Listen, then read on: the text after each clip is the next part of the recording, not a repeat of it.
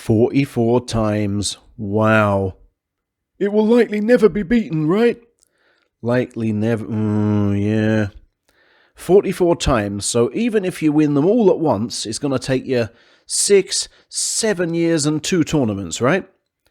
Right. And even if you win 3 tournaments a year, that's like 14 or 15 years, isn't it? So firstly, unless you're around a really long time, you got no chance. And unless you rise like a rocket from the start, you can't do it. Oh boy, he was strong. Awesome, right? That was the assessment of Yokozuna Hakuho on the final day in March, provided by Sumo's official YouTube channel. The slightly edited words of 3 awestruck coaches who fought him 112 times and lost 89. As Onogawa Oyakata says, he can deal with any situation.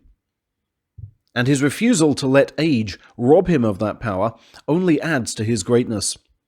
True, on a wartime diet and without modern sports science, he might not have outperformed the sumo greats of yore. But stripping out everything we can't measure, he must be the greatest wrestler ever to put on a sash. Hence, my quest, in these days of increased free time, to look at why he is so good, how he has become the best. To aid that quest, I've drawn on his second autobiography, The Power to Win Through, the first chapter of which I translated for you last year. What strike you throughout are his illustrations of how others have helped him. In order to, as Onogawa puts it, rise like a rocket from the start, Hakuho desperately needed to improve his Japanese. And luckily, he had a built-in teacher at Miyagi no stable, the man he describes as his linchpin in moments of darkness, Ryuo. Hakuho writes, just like me, Ryuo was from Ulaanbaatar, and he was exactly 2 years older. Amazingly, we share the same birthday. He'd arrived in Japan just the 1 year before me, dropping out of the final year in high school to do so, and debuted as a pro in March 2000. He was my translator in my early days and my savior, because having someone around who spoke Mongolian was a huge boost mentally. We worked together in training, and when our session was done, he'd take me out bowling or to a karaoke booth. Karaoke really helped me acquire Japanese words, which I'd learned from songs like Rimi Natsukawa's Endless Stream of Tears. But when we trained, we were like 2 completely different people. Those thrusting attacks, his sumo specialty, were really furious. He never held back, and often sent me flying so far out of the ring I rebounded off the wainscoting. But although he was my senior, I gave no quarter.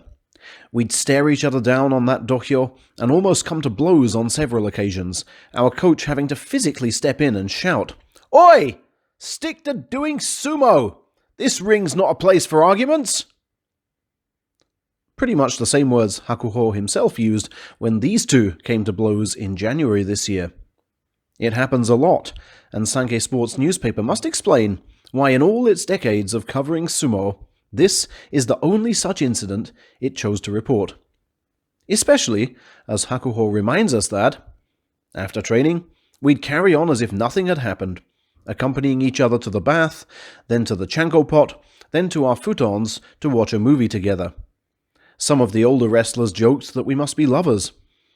I'd rather describe him as a big brother.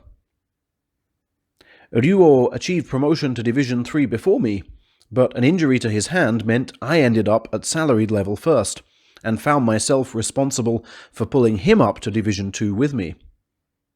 Despite the pain of being leapfrogged, Ryuo never gave up, and finally secured his own salaried spot in July 2006. At that time, he was only the 10th Mongolian and 16th foreign-born Rikishi to reach that level. In May 2007, he made it to Division 1 and posted 10 wins on his debut. Sadly, it didn't last, and he was in Division 4 by the time he retired in July 2013, an event which left me terribly lonely. Hakuho actually won his 26th title that day with a 43rd straight win, but then, surprisingly, lost his final 2 bouts. He pins the blame on a rib injury suffered against Kakuryu on day 11, but even he must not discount the effect of his best friend's retirement. Writes Hakuho, "Never before had I felt so sad. We gave it our all in tandem, and because of that, I could rise to my desired level. He was a huge presence for me, a stablemate I could rely on, and, in the ring, the first mountain I had to climb over.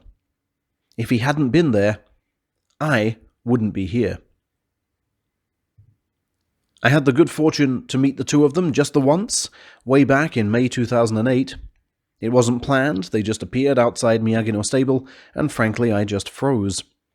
But it's nice now with this information to build up a picture of the sumo relationship they had, one strong enough to inspire the rewriting of 90% of the sumo record book.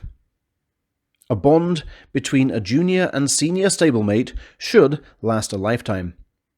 Hakuho was guest of honor at Ryuo's February wedding, and Ryuo was at the front of the line cheering Hakuho on to title number 44.